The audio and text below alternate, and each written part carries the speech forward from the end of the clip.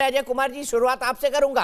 प्रधानमंत्री ने तो इशारों इशारों में आज कांग्रेस को फूफी कह दिया और कह दिया कि कोई भी शादी हो फूफी तो नाराज रहती ही है। और मुझे बताइए, उन्होंने ये भी कहा आपने तो पुरानी बातों से यू टर्न ले लिया, जो आपने अपने मैनिफेस्टो में 2019 में लिखा था कमोबेश वही काम प्रधानमंत्री मोदी ने किया है, तो विरोध क्यों? विरोध के नाम पर। देखिए दीपक जी, दिक्कतें क्या है कि प्रधानमंत्री जी या भारतीय जनता पार्टी के उनके जो सलाहकार हैं वो कांग्रेस के मैनिफेस्टो बढ़िया ठीक तरीके से पढ़ते नहीं। अगर उन्होंने पढ़ा होगा तो उनसे स्पष्ट रूप से लिखा गया है कि पहले फार्मर्स प्रोड्यूसर्स ऑर्गेनाइजेशन बनेंगे, कोऑपरेटिव्स बनेंगे, उसके आधार पर फिर टेक्नोलॉजी का ट्रांसफर होगा। उसके बाद जब पूरी तरह से इस जो सिस्टम को ठीक तरह से अवलोकन करने के बाद ही किसी तरह का प्रक्रिया बदलाव लाया जाएगा सरकार के द्वारा। तो आपने पूरा 2019 999 पढ़ने को तो इन्होंने पढ़ा नहीं, लास्ट पैराग्राफ पढ़ करके फिर से रखने लगे वहां। सर ऑपरेटिव तो लास्ट पैराग्राफ ही होता है ना अजय कुमार जी, ये भी आप जानते हैं। ऑपरेटिव पार्ट तो जजमेंट पे लास्ट पैराग्राफ में लिखा होता है।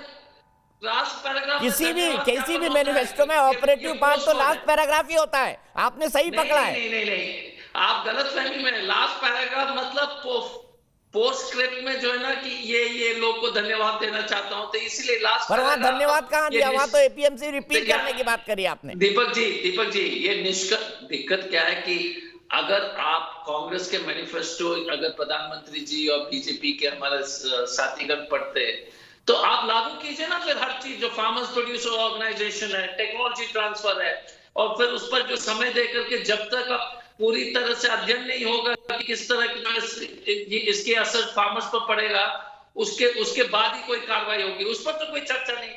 दूसरी बात क्या है कि प्रधानमंत्री जी बोलते हैं कि बात करना चाहते हैं। अरे किसान कैसे बात करेंगे? इंटरनेट बंद कर दिया, टेलीफोन लाइन बंद कर दिया, आपने तो पूरी तरह से घेर लिया उनको, तो बात कैसे करेंगे?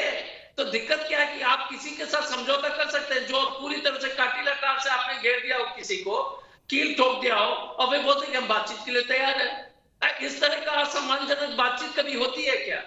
तो तीसरी बात कि प्रधानमंत्री जी ने देश को, जो भारतीय जनता पार्टी को आंदोलन करना है, या क्योंकि आजादी की लड़ाई में ये साइड लाइन में थे तो इससे उनको हर चीज का आंदोलन जो अच्छा नहीं लगता, वो दूसरी बात है। लेकिन क्या अभी भी झारखंड में, मैं अभी जमशेदपुर में हूं, अगर बीजेपी वाले आंदोलन कर रहे हैं तो वो आंदोलन जीवी है क्या? ये पिछले 70 साल में जब विपक्ष में थे तो जितने भी आंदोलन कर रहे थे वो उसी दृष्टिकोण से सबको देखना है क्या?